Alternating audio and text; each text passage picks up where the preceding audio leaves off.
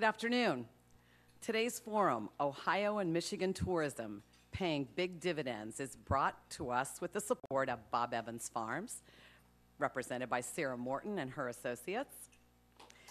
There they are.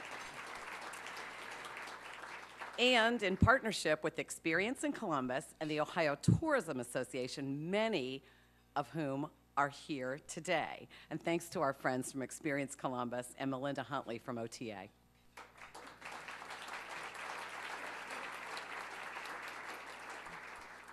On to today's program.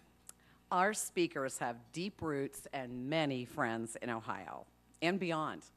They represent and promote the best the Midwest has to offer, and they are wonderful ambassadors of that role. Information about our guests are in the forum flyer, so I'll just briefly introduce them. First of all, Brian Ross, who's the president of Experience Columbus. George Zimmermann. George Zimmermann, VP for Tourism for the state of Michigan, and the leadership behind Pure Michigan campaign. And Mary Cusick, the recently appointed by our governor as the new director of Tourism Ohio. Thank you. Thank you and welcome. Wow, look at this crowd. I guess tourism does matter. So we're going to go ahead and get started. Happy to be here today. Just to do a little bit of an overview on tourism, our industry. Like many industries, we had some challenges a few years back through a lot will refer to it as the Depression or the Great Recession, 2007, 8, 9. But we have seen tremendous growth and a very strong tourism economy over the past few years. Based on U.S. travel numbers, this past year, about $890 billion in economic impact, and of that, about $750 billion domestically. So a very strong, thriving economic driver, and all forecasts indicate that that will continue to grow over the next 4 to 5 years. So something that we should all be very excited about, particularly as I look around the room, the majority of us in this room. So we'll go ahead and get started here. I'm going to go ahead and ask Mary sort of to get us started, and maybe how did you get here today? I just drove straight up 4th Street. Yeah, besides walking. First of all, it's really a privilege and an honor to have the opportunity to direct Tourism Ohio, and I'm really excited about it. And I remember my very first vacation. So I grew up in a dairy farm. And when you grow up in a dairy farm, what I didn't realize, because it's the only thing I knew, it's not like, oh, George, would you feed my dog this weekend? No, there were probably 100 head of cattle to milk twice a day.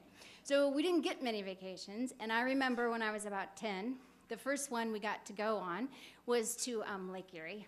And I know that Lake Erie is represented here today for sure, but that was my very first vacation. And our family rented a cottage. Well, we didn't rent it. That's not true. My mom's high school girlfriend's family, they had 3 boys, we had 3 girls. So these 3 farm girls from the dairy farm get their first vacation with those city boys. And it was memorable, to say the least. So that was my very first vacation. I had a chance to go to school at Miami University, so I am Ohio born and bred. And honestly, I know a number of you went to Miami in this room, but I will tell you, that became one of my early experiences with state parks, Houston Woods, right, you Miami grads?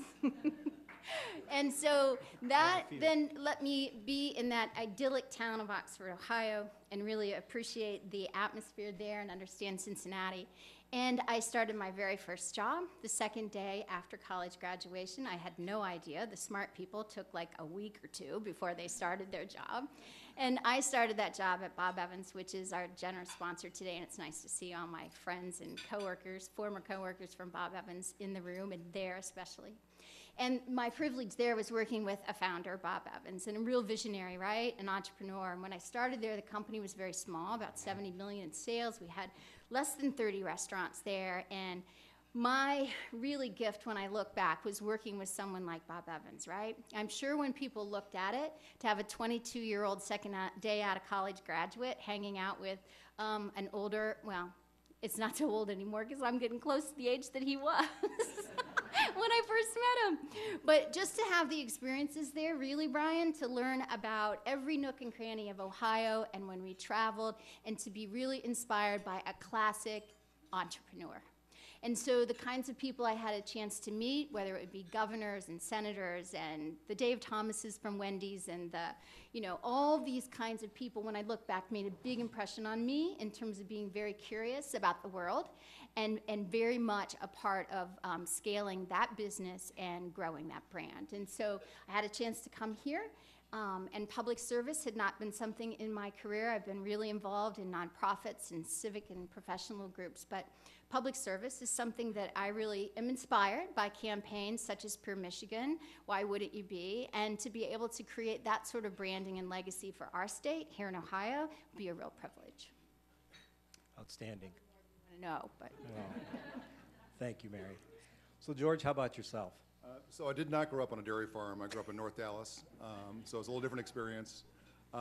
But to the point, I moved to Columbus in 1979. I figured out this morning that actually Columbus is the city I've lived in longer than any city in America. I've lived many places, but I lived here a long time. And when I moved to Ohio from California, I didn't really know much about Columbus or Ohio. I took a job here in broadcasting. I ended up working for Ohio Public Radio, Public TV for about a decade. And during that time, I decided, well, I should get some travel books about Ohio. And I went looking around, and at the time there was one book, and it was kind of a cartoon-style book about Ohio travel. And I thought to myself, this is either an opportunity or a really pathetic state. Turned out, thank goodness, it was an opportunity. So I ended up writing a book about Ohio called Ohio Off the Beaten Path that was first published in 1983, and ironically, it's still in print. If someone told me that 30 years later it would still be out there, I would have been surprised. But it is, and then my interest in travel kind of came from that experience, and then in 1991 I was fortunate enough to be hired to be the Ohio Tourism Director under Governor Voinovich, and that's really where I got my start in tourism marketing. Later in 2001, went to Travel Michigan, been there since. Outstanding. Well, we don't mind people from Michigan coming to Ohio, but Ohio going to Michigan, maybe not so much. But we feel almost exactly the opposite. There you go. As you might imagine. So let's go ahead and talk about Pure Michigan. I think everybody in this room, I know I hear it probably 2 or 3 times, seems like a day, but a week going to and from work on different stadiums. What a tremendous campaign that's going. But can you talk maybe, George, about the impact of tourism on the economy in your state? Absolutely. So visitors spend right now around $18 billion a year in Michigan traveling. That's all travel, business travel, leisure travel, visit friends and relatives, et cetera.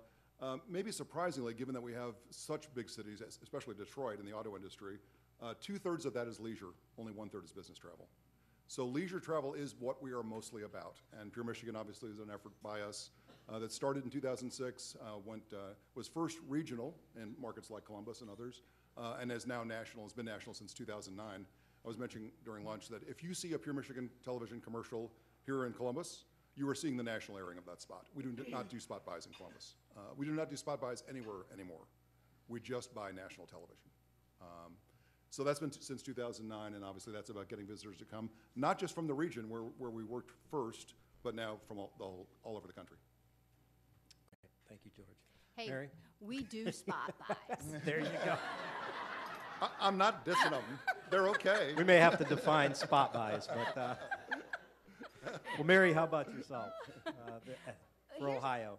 Here is a good thing, and in Ohio, George mentioned the visitor spend in Michigan being at 18 billion, and so in Ohio it's about 29 billion at this point in time. That has been increasing, so there's been nice momentum for that. In Ohio, there's about 400,000 jobs that are related to tourism and driven by that, no pun intended with the driving.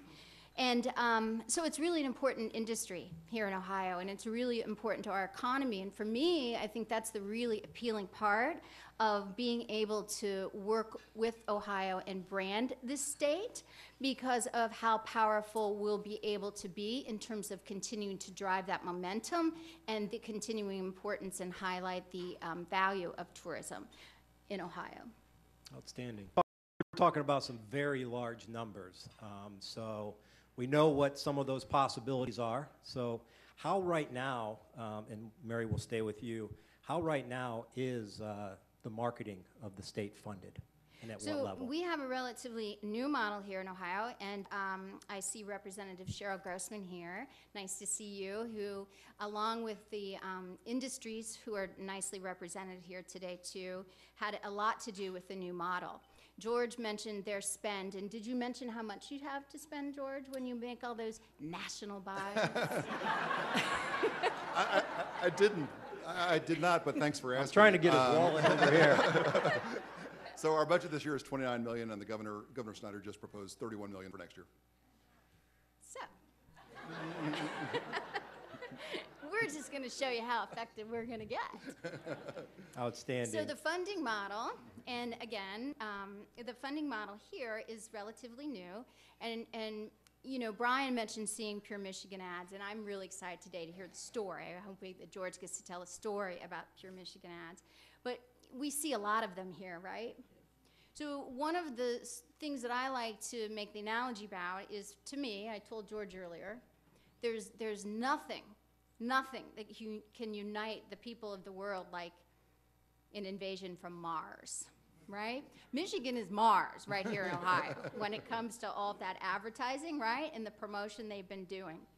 So I wasn't here for the time during which the legislation was created and implemented, but what I can tell you is that it's based on an increase in our state sales tax as related to tourism industries, right? So from our partners at Bob Evans in the restaurant business, to hotel and lodging, to attractions, to the cost of entering a sporting event, all of those sorts of things combine to be able to be accounted for in our state sales tax.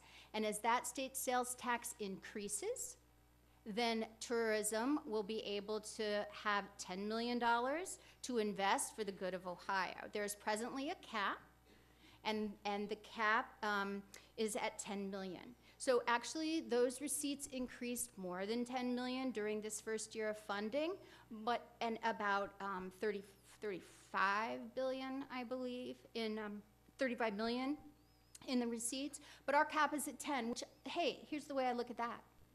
We're doubling our budget, right? We were spending around 5, just under. It was appropriated through the General Revenue Fund. So what we have now and the legislative intent is to be able to fund Tourism Ohio in a significant way to drive that economic development. So we buy spot buys, and we are advertising here in Ohio, some of our contiguous states, and I can talk more about the campaigns if that comes up. Outstanding, outstanding. Well, George, you may have already gave us your budget. So why don't you share with us a little bit about the Pure Michigan campaign? Sure. So when I look at what happened with Pure Michigan, which launched in 2006, it was really a couple of things converging at the same time. One, Michigan was in the middle of a decade-long depression. Two, the hotel occupancy rate in Michigan was dead last, 50th of the 50 states. Budget-wise, when I arrived there in 2001, our budget was $8 million. By the time we got to 2005, it was $5 million. So steadily declining funding. So basically, around 2004 and 5, we, Travel Michigan, and the industry said, we got to do something. I mean, we're at rock bottom. So one thing we did in 2004 is we started to use Longwoods International, research company, which you use here as well, to figure out the return on investment for the advertising we were doing. We weren't doing very much, but we were doing some. And so we asked them, okay, can you measure the impact of that advertising? Specifically, how many people came to Michigan because of those ads from out of state, and that's what we focus on is out of state, and what they spent and what that meant for state tax receipts, and how those state tax receipts compared to the spend. You know, so what's the ROI for the state? And even before Pure Michigan, when we did our first study in 2004, got the results in 2005, it was positive. It was about $3.30, I think. The exact number does not matter at all. I've always said that ROI, actually the only number that matters is that it's more than 1, right? I mean, the more the better, of course, but it only has to be more than one for the state to make money on it. It's just a question of how much money you make on it. So with those results, our industry, which again, we were all not in a great position as far as how things were going. We're in this depression, the auto industry's down, you know, all that stuff. You know the Michigan story. You're certainly close enough to understand that. So then we said, well, okay, the industry rallied behind those ROI numbers and went to the legislature, and governor said, look, this stuff works. Give us more, we'll produce more. And the governor at that time agreed, and the legislature at that time agreed, and we went from 5 million to 13 million in '06. And then with 13 million in '06, we said, well, now we have money to actually do something. Kind of in the situation you're in, Mary. So it was like, so we need to figure out a better way to sell the state. And so we put out an RFP for a new advertising agency. And part of that response was to rebrand or find a new way to tell the Michigan tourism story. And McCain Erickson, who is our agency, the agency that created Pure Michigan, the one who gets 90%, should get all of the credit for this because it's their work, their creative work. The Birmingham, Michigan office of McCann came back with a fabulous proposal that ended up being Pure Michigan. And we knew as soon as it launched, based on the consumer response we got, that it was going to be big. It was going to work really well for us. And so each year we do that return on investment study. Each year we publish the results and take it to the legislature. And I would say it was that convergence of the industry behind the data and then the industry behind the brand. I will tell you that nobody in Michigan ever talks about tourism promotion funding. They only talk about Pure Michigan funding, right? It's about the brand. And so from there, we went from 13 million to 17 million to 25 million.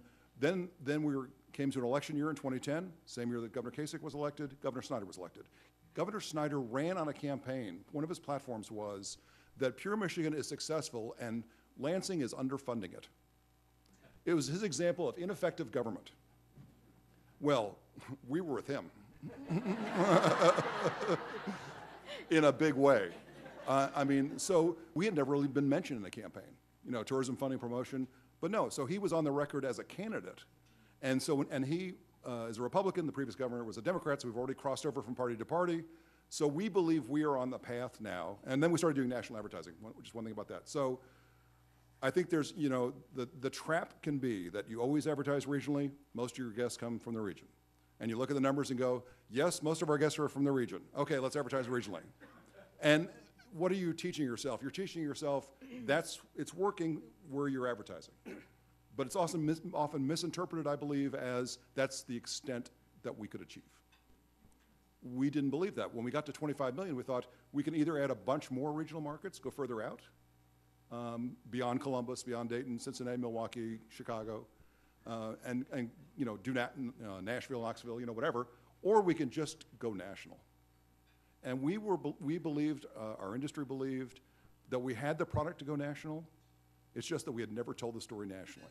And so, and at some point, when you do multiple markets, the cost efficiency is actually with going national. So we went. You don't have to justify that to me, George. Okay, just check that box. So in 2009, we started doing national advertising, and like I said, that's the only television we do now is national. We're actually this year's cable, it's been cable up till now. We actually are this year for the first time doing network broadcast as part of our buy, Today Show, that kind of thing. So we're now at 29 million, the governor's saying 31. The industry's goal right now in their strategic plan is to get to 50 million by 2017. So, and here's the thing I'll say when it comes to accountability, because I feel really, really committed to being able to show progress with these dollars. These are your dollars. And I feel a real responsibility to invest those well, and I really take to heart your expectation that we do. So one thing I can tell you, beyond ROI, anecdotally, and when I was at Bob Evans, and some of my marketing and operations partners are here today, so during that time of the financial crisis, right, and things were going the wrong direction for all of our industries, and as we would look at market performance, and at that time Bob Evans had just over 60 restaurants, I think, in Michigan, and that would have been probably 2006 and 7 and 8. And there was a point in time when, you know, those restaurants in many cases were outperforming the system. So when you do that environmental kind of scan, right, you look around the world and say, what can be driving that? Because we're not seeing that same thing happening in Ohio, for example.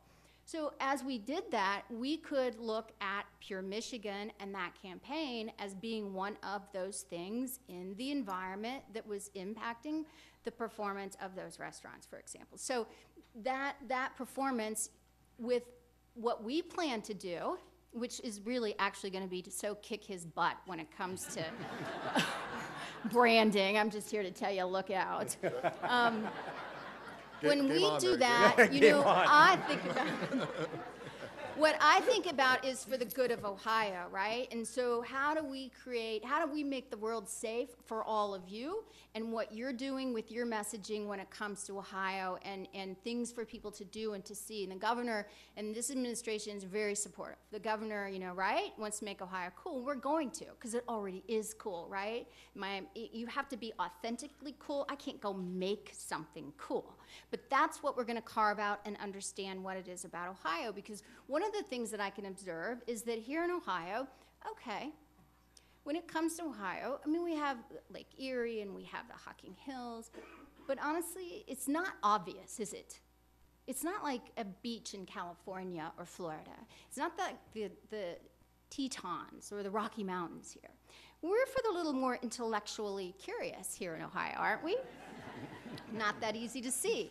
So we're gonna understand, working with all of you, the industries, to really understand what it is about Ohio that it truly is distinctive, and then have that compelling messaging, that branding, that overarching branding that can make the world safe for all of you and for Ohio in that competitive landscape.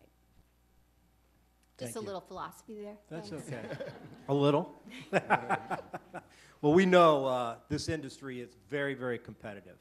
I know just from Experience Columbus's standpoint, we have 10 cities that we sort of put on our competitive set. And I do have some board members in here, and to lessen the visitor spend, any one of those 10 cities that anybody on our board travels to, I ask them to go in an RV and take a cooler to make sure they don't spend money there. But out of the competitiveness that we're talking about, Ohio and Michigan compete in many different things. Obviously, tourism dollars being one of them, and tourism visitors being one. So right now, and Mary, maybe we can start with you. How are we trying to, you know, the two states neighbor each other? What are we doing to maybe bring those people here instead of having them go to Michigan? So here's what I want to tell you. So our out-of-state guests who do come to Ohio tend to come from Michigan and those contiguous states. Okay, so that's the whole regional theory, and it works. The thing that here in Ohio that has gotten some momentum and is working is what I consider to be a promotional campaign, Too Much Fun for Just One Day, right? And the insight was, if someone comes to Ohio and spends the night, then they spend 3 times as much as somebody who comes and spends the day. So that campaign, and our partners at Foth and Falgren are here today, who have helped driven the messaging around that. That we're going to continue, right? Because I am just turning up in December, and spring and summer and early fall are really the times we need to be out in the marketplace messaging about Ohio. So that campaign is that which we're going to continue to use for this travel season. Like I said, it's driven nice momentum, and then it gives us a little time to do the homework, right? So we do this branding in a way that's sustainable, to George's observation, so that it is so powerful that it is appropriate for our state as a whole, and it sustains itself over time, so that whoever is the governor would not want to turn his or her back on the power of that brand. So we'll be promoting more, it's more transactional. George, I think, mentioned the emotional aspect of something like Pure Michigan. This Too Much Fun for Just One Day is more transactional. It gives you specific ideas on what to do in Ohio. So that we're going to be continuing with, Brian, for this coming travel season. Outstanding. We like that. And then we also don't leave without this brand new travel guide that just showed up. And that's important to us in terms of, you know, we can go make the world safe for Ohio, but we don't deliver on the experience. all of our partners in the industries deliver on that experience. So as transactional as we get is to call you to action to order something such as this, the materials or the books and the guides. So we'll be promoting those as well. And you get them first today. First, that's always nice. George, what about Michigan? So yeah, as I mentioned, we do regional advertising, radio, billboards, that kind of thing, which you'll see in Columbus and throughout Ohio and throughout the Midwest. And then all of our broadcast now is on the national basis. But I think the other thing is that we are not. He just won't. I don't want to say it's a man thing, but he just won't leave that national thing alone. Did I mention we're doing national advertising? Have I gotten to that in my notes I yet? don't think I've seen it. That's come up.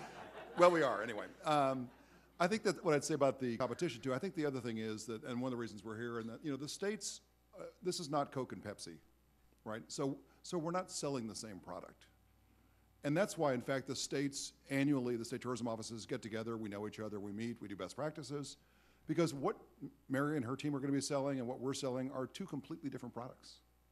And so the other part of this is we're both public agencies. So we're not really allowed to have secrets. No kidding. It's like being naked, working in. So, do you want to know my height, my weight, my dress size? So I think that's the other thing is that we're public agencies. The minute we launch something, we typically put out a press release about it. So the state tourism offices do compete for visitors selling very different things. And so I think that's why we've always had a spirit of cooperation between the state tourism offices. The other thing is, on international, we are really partners. So Ohio and Michigan are both part of a group called Great Lakes USA, which markets the Great Lakes region in Europe. Both of our agencies kick in to fund it.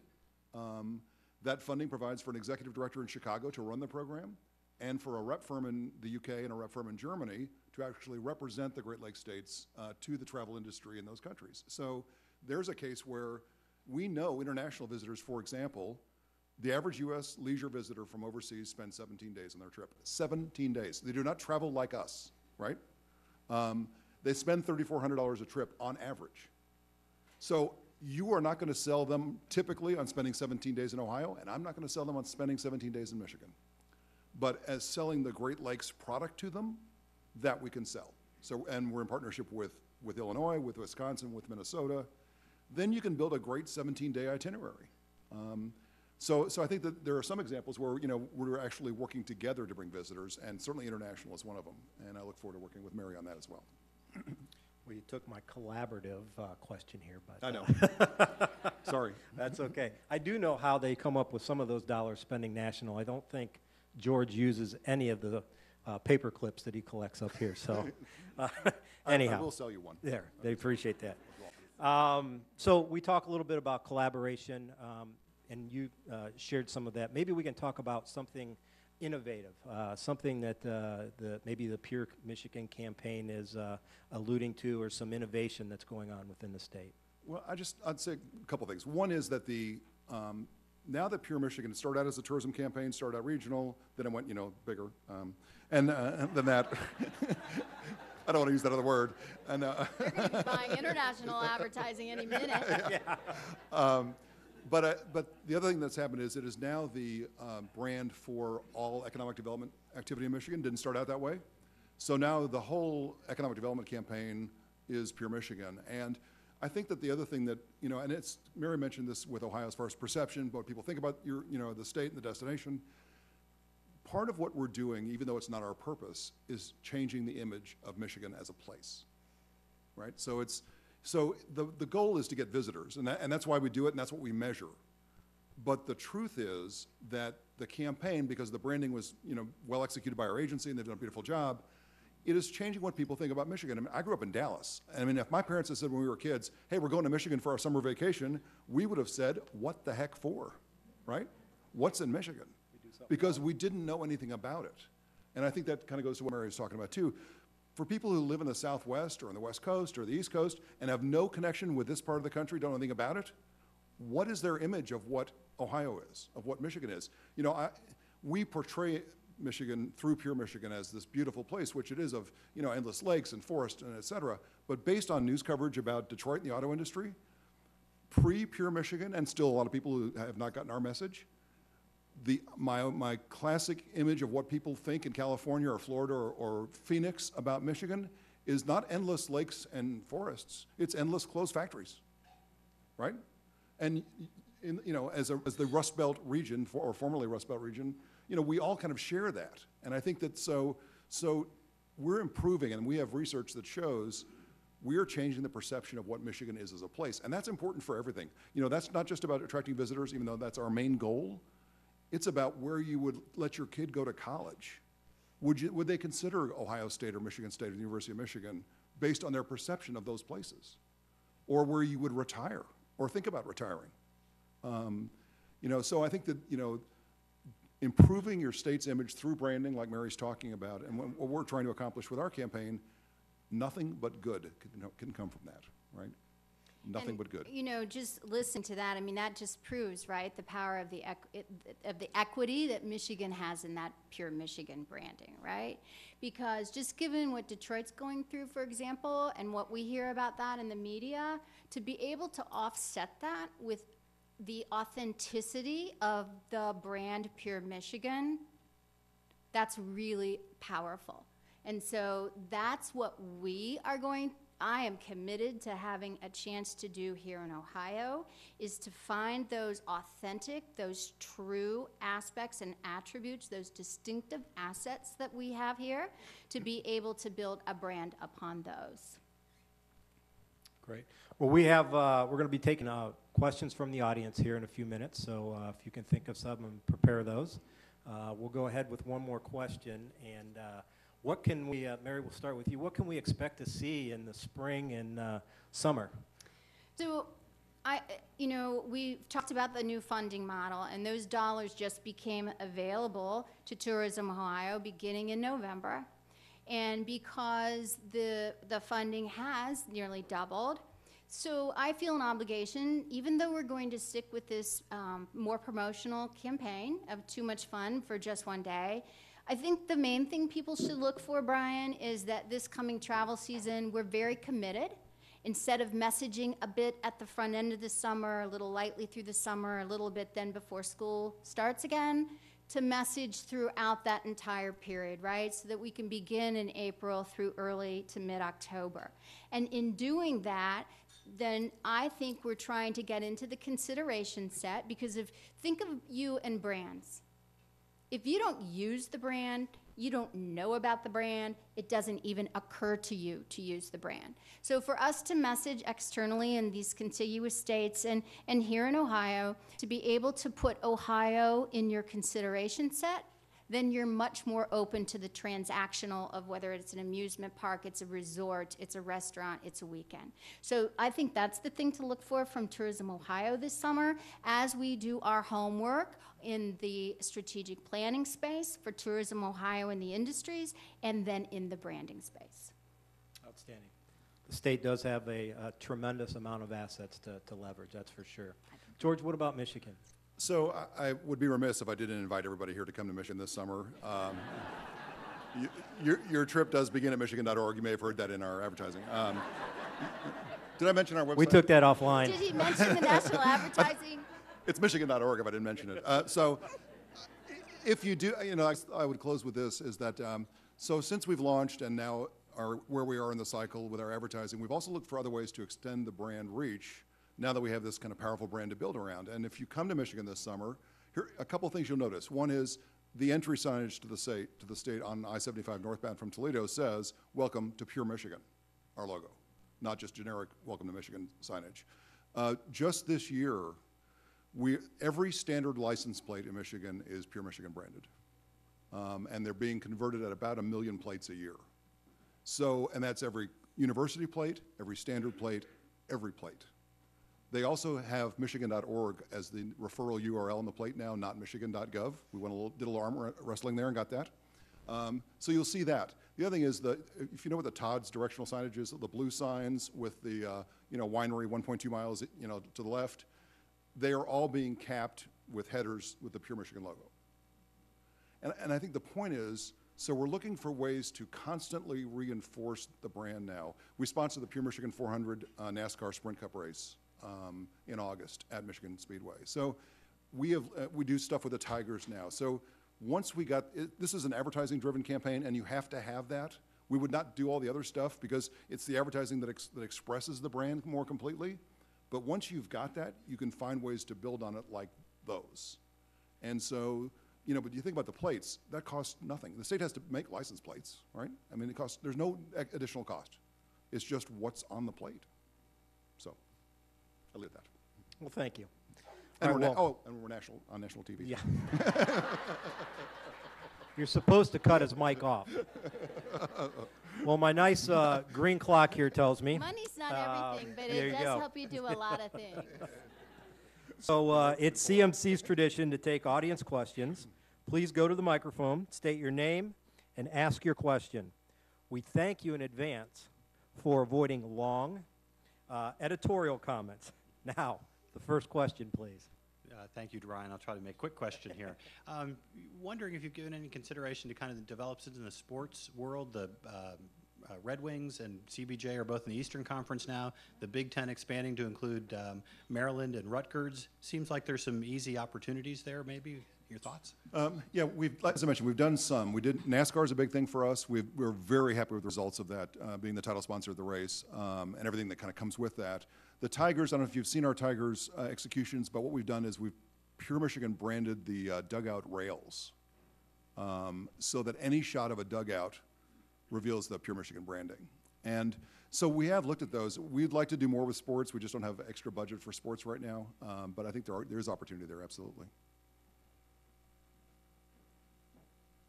Hi there. My name is Margaret Standing. I'm from Bob Evans Farms. National advertising is great if you have a television that's connected to cable. Many millennials are cutting the cord and are not, subscribing to that kind of input. So my question to Mary, and also to you, George, what's the role of digital in getting the message out? So digital will be really important, right?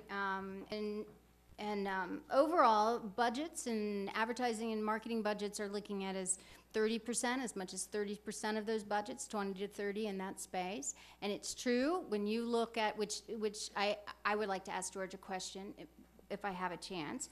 But if you look at segments and you look at millennials, especially, but if you look at the market overall, people are making those travel decisions by going online. Overwhelmingly, that is the source for information. The second thing that I'll say is that they don't plan very far in advance, typically, at least for the kinds of trips that we see people taking in Ohio. So both those things work to make an investment in digital also show a good return and to have expectations of that. So we'll be doing more on that. In fact, that's part of our messaging. When we look at those flow charts for how we're going to be messaging, digital plays a really important role. Yeah, we do amplify everything we're doing with digital, and the one thing we're doing more of this year than we've ever done is pre-roll video, for just the point of people shifting when they watch programming, et cetera. So there are ways to even show commercials to them, obviously, without them watching it air live. So we'll be doing a lot more of that. Because part of the philosophy for me would be that you can create some consideration by being in traditional media, say if it's radio or out of home or on television. But then when that is supported by that digital messaging, right, then that takes me to something more transactional so that I am ready to make that decision. Then I see that messaging which supports my consideration set, and then I can take action and do something because of that. So who do you target with your national advertising, George? Thank you for asking. I'm pretty modest about this subject, but I will answer this one question.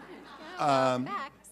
So it's interesting. One thing that we changed when we started doing national versus regional is much more emphasis on affluence. Because, we can attract somebody from Ohio for a night or 2 nights. So income level was not as much a driver of what our decision making as it is with national. If I'm trying to attract somebody from Texas, they're not going to be there for a weekend. If they commit to this trip, they're going to be there for 5 nights or 7 nights or whatever it is. So they need to have the financial wherewithal to make that trip to be valuable to us. So the thing that has changed with us is we do use typically women 25 to 54 as our main target, but for national we layer in both propensity to travel on longer trips and household income. So you're saying that Ohioans are kind of a cheap date, George? In a nice way, yes. I think the answer. Good to know.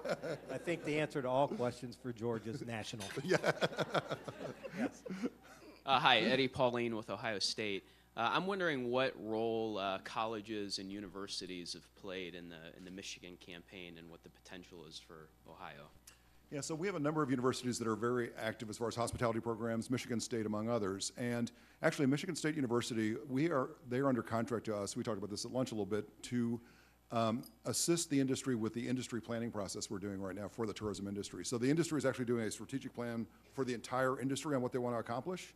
And that's where goals like getting us to $50 million a year is one of their goals.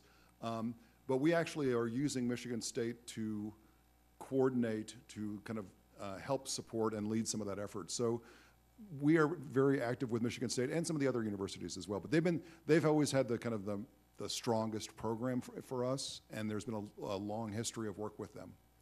And in Ohio, if you have a chance to look at the top reasons people come, the Ohio State University is among those. So even to consider who's coming because of colleges and universities, and in Ohio, I mean, it's a gift how many fantastic ones that we have here. So I think that is potentially something that will be important to us, as well as the hospitality management programs, but I think the business schools, because it's really an economic development issue, right?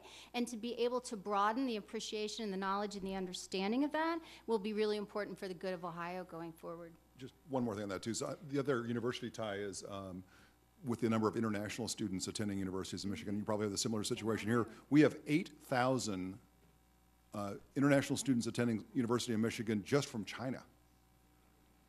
So just from China.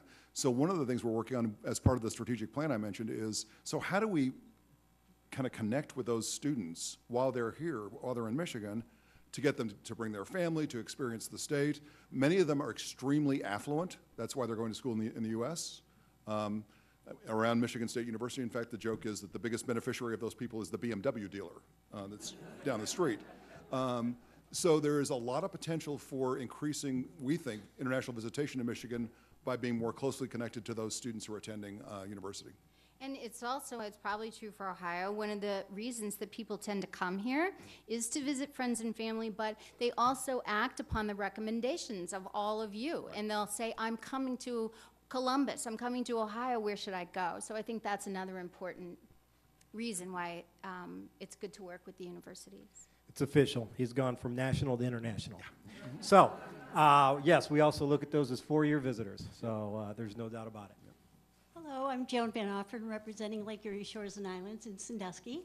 Mary, we certainly welcome you, and I want to share from our hospitality industry in Ohio, we're thrilled with the increases in funding. My question is, I was able to attend a public hearing back in September, I believe it was, and we know that there's earmarks and rainy day funds and a lot of other costs. So I'm wondering if you have a perspective of how much we really have in Ohio to spend on advertising this year. Well, a couple of things to start with is that, you know, marketing is more than advertising. And there are lots of tools in the toolbox, and there are lots of things that we have the opportunity to do with that money. But fundamentally, anytime we have the opportunity to literally double a budget, to me, is an amazing opportunity.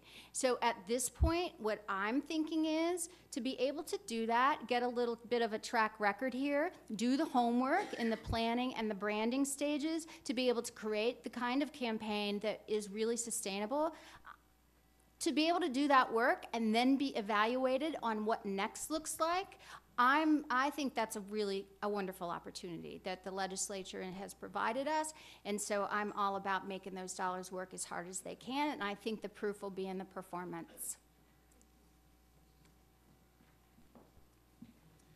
Hello, my name is John McKnight, and I'm wearing a different hat today here at the Metropolitan Club. I'm a trustee on the board of directors with Destination Grandview, which is a travel and tourism bureau specific to the city of Grandview, and George Grandview is a smaller city within the city of Columbus. What role does an organization like Destination Grandview play, Mary, in marketing Ohio? And how can we become a bigger part of that so that we can benefit from it as well as, you know, the entire state? Or George, if you have insight as to other cities within Michigan. Thank you. Yeah, George has real experience doing it. Here's what I'm thinking. You know, I talk about this branding campaign and how do we really go out and shout about Ohio and turn people's heads and get them to consider this brand Ohio. And I mentioned earlier, we have nothing to do with the delivering on the experience. We can only create an environment where people are willing to come to Grandview, they're willing to come to Cincinnati, they're willing to spend time here in Columbus and Cleveland and all points, Lake Erie, all points in between. So the way I see it, as we get into the consideration set, that brand Ohio, it's everything you're doing in terms of convincing them that there is something here for them. So I think it's a really great partnership. You know, you can do absolutely anything, you can't do it all. And for us to stay high in terms of that brand Ohio, so that we create that environment where we help build success for each and every one of those destination marketing organizations in the state, I think that will be a true sign of success. Yeah, and I think as Mary and her team moves forward, what we found is that having a strong brand and having the industry, the tourism industry and other industries support that brand just amplify what we're doing. And so if you go to most of the Michigan destination websites at this point, they'll have a Pure Michigan logo on them. We encourage that. It's gone as far as both Coke and Kroger wanted to do in-state promotions with us because they wanted to be associated with our brand in Michigan. And so, for example, Kroger, not a Michigan company, obviously, but they have a big presence in our state. They said, look, we've got these assets. We've got our displays in our stores, and we've got a lot of places where we could show off the fact that the Kroger milk comes from Michigan dairies. Are you okay with that? And can we put Pure Michigan logo branding in our stores about that? And we said, are you paying for it? And they said, yes, we are. And we said, yes, you can. And Coca-Cola was very similar. They said, look, we have assets. We have billboard space, radio spot airtime that we buy all over Michigan. We have a big business presence, big bottling operation. We have the fronts of our vending machines in public places. Would you be okay if we came up with some co-branding? And then they let our agency design it so that we had creative control of the branding, and they paid for it. Why? Because they wanted to be associated with our brand. So I think as you do your brand building, you'll find that it just opens new opportunities. I mean, Coke came to us. Let me just say that one more time. Coke came to us. Coke came to us too. No, they really did. Yeah. But anyway, so I think those are it's just the power of brand, which we've talked about. It is the power of that brand, because as we have one voice, then it leverages the dollars each and every one of us spend, and that becomes really powerful. And we have some co-op programs, and Coke is truly a partner. I'm not just kidding about that. Good. For the travel season that's coming up with McDonald's restaurants. Okay, we have two last questions, and we'll move on. I'm Cameron James with Mills James Creative Media, and you've sort of touched on this off and on, but could you talk a little bit about the importance of internal marketing, of getting our citizens, everyone here in Ohio or the people up in Michigan, to understand the brand? Again, I've heard bits and pieces, but how important is that in establishing the brand? Well, George should tell a story, and then I can tell what I'm hoping our story will be. So when we launched, we don't do much Michigan advertising at this point. We have lots of other ways to reach Michigan residents, social media and everything else. But when we launched, we did run the campaign the first couple of years in Michigan as well. And I think that part of it was we wanted Michiganders to be exposed to it and to embrace it. And because McCain Erickson has done such a great job executing it, that happened. In fact, when we launched in Michigan, we started getting deluged with emails from consumers. And we hadn't really solicited comments about the campaign, but they just found us, and they said, and again, this was at a time when Michigan was a very tough fiscal situation. Many of them use the word either pride or proud. Makes me proud. Reminds me why I'm staying in Michigan even though times are hard. That kind of sentiment. So I think that getting that kind of broader citizen buy-in is important. We do find also now the phrase Pure Michigan is used to refer to millions of things that have nothing to do with tourism. Whether it's a basketball game, between State and U of M or whatever it is, the phrase now shows up referring to anything that's authentically Michigan, basically. So. And that's the part, it's real, right? So, I really do believe just within the week, I was spending time with someone, and I'm kind of fortunate probably that I worked in the industry, right? Because those of you who do work like in a restaurant company, people do not hesitate to come up and say, "Oh, Mary, I love Bob Evans, but could you just fix those omelets?" Or whatever, right? Or, "Oh, that coffee, honestly." So someone comes up to me, so I'm the brand spanking new director of Tourism Ohio. They know that. And I ask people that I come into contact with every day, what's your favorite place in Ohio? Where do you go if you have a little time and you're going to spend a day off or a weekend or a vacation in Ohio? Where do you go? So I ask my question, and the person says, "Are you kidding?" I go, "Well, no, actually, I'm not kidding. I do want to know." He said, "Well, we moved here from X, Y, and Z, and it's a great place to live, but there's no way I'd vacation around here." I said, "Really? What do you like to do?" "Oh, I love to golf, and we like to cook, and we're into food." I'm saying, so seriously, you would never spend any of your free time in Ohio? No. So I step back and think about that. I think we have all that work to do because we might sell ourselves short. The things that we take for granted about being in this place where we live and work and play and we stay, I think that's where we'll uncover those nuggets, those treasures, those unique insights that will help us build this brand in a really relevant and authentic way. So we need a little of that Ohio proud ourselves. I just want to make a comment. First, you remind me of Regis and Kelly. You could take that. Love that! Which one am I? Just ask. If you want to not do this tourism or this, you could go take your show on the road. I have a question for Mr. Zimmermann. Oh, I am Vicki Vanetta, and I'm with Dutchman Hospitality. We have restaurants and shops and inns in Amish country and beyond. And you said you were dead last in the 50 states for your hotel occupancy. And I just wondered if you've crept up the list or if most people come there in RVs with a cooler. Now I like her. Fortunately, they're ignoring Brian's advice. Actually, we have crept up. But it's a long, slow process from the bottom. So I think we're around 33rd now out of the 50 states. But typically, since in the last 4 years, since the recovery, which everybody's benefiting from, we have done slightly better than the national average. So we keep kind of working our way up the list, and that's what it's about. Hope you enjoyed today's forum. How could you not?